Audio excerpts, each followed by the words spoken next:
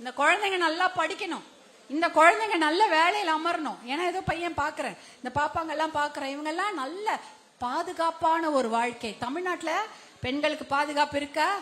இந்த போதை பழக்கத்துல சிக்கி பசங்க பண்ற அட்டூழியம் இருக்கே, கேட்கவே முடியல.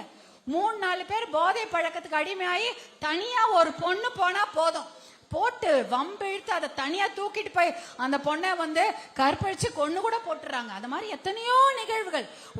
ஒரு தமிழ்நாட்டுல ஒரு நாளைக்கு அத்தனை கொலைகள், அத்தனை பெண்களுக்கான பாலியல் வன்கொடுமைகள். சின்ன குழந்தை 9 வயசு 6 வயசு குழந்தைகளை கூட்டிட்டு போய் சீரழிக்கிறாங்க. எப்படி மனசு வருது? இதுக்கு காரணம் இந்த போதை பழக்கம் தான், வேற எதுவுமே கிடையாது.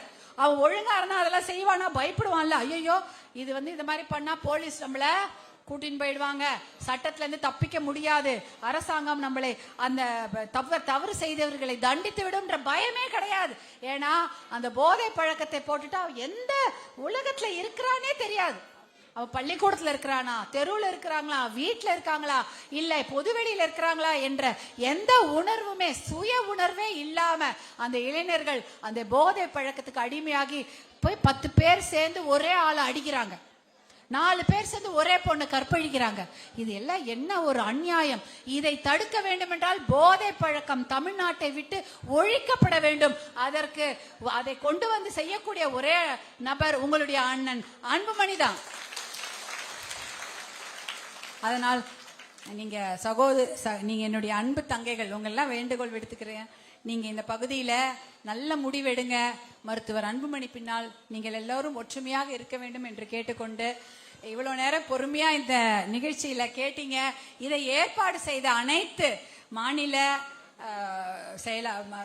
மாநில பொறுப்பாளர்கள், மாவட்ட பொறுப்பாளர்கள், மகளிர் பொறுப்பாளர்கள் எல்லாருக்கும் என்னுடைய அன்பார்ந்த நன்றிய வணக்கத்தை தெரிவிச்சுக் கொள்றேன்.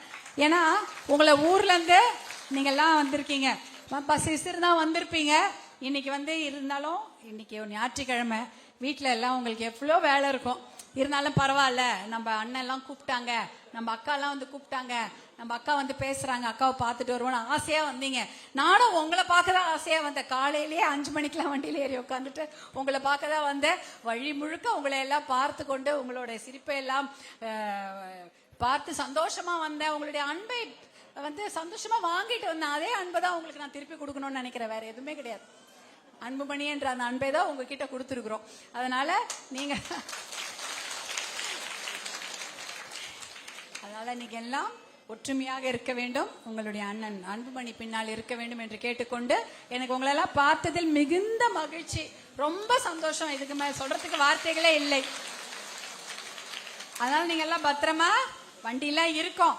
நீங்க போய் வண்டியில ஏறுற வரைக்கும் வண்டி கிளம்பாது, பயப்படாதீங்க. வண்டி சாவியெல்லாம் மாவட்ட செயலாளர் வாங்கி வச்சுக்க சொல்லிட்டேன். நீங்க இல்லாம வண்டி எடுக்க மாட்டாங்க, பயப்படாதீங்க. பொறுமையாக சாப்பிட்டுட்டு மேடையில என்னோட நம்ம கிட்ட பேசிட்டுக்கே போலாம். ஓகேவா? சரியாமா? சந்தோஷமா உங்களை எல்லாம் பார்த்தது. பத்திரமா வீட்டுக்கு போங்க, சாப்பிட்டுட்டு போங்க. நன்றிம்மா, நன்றி.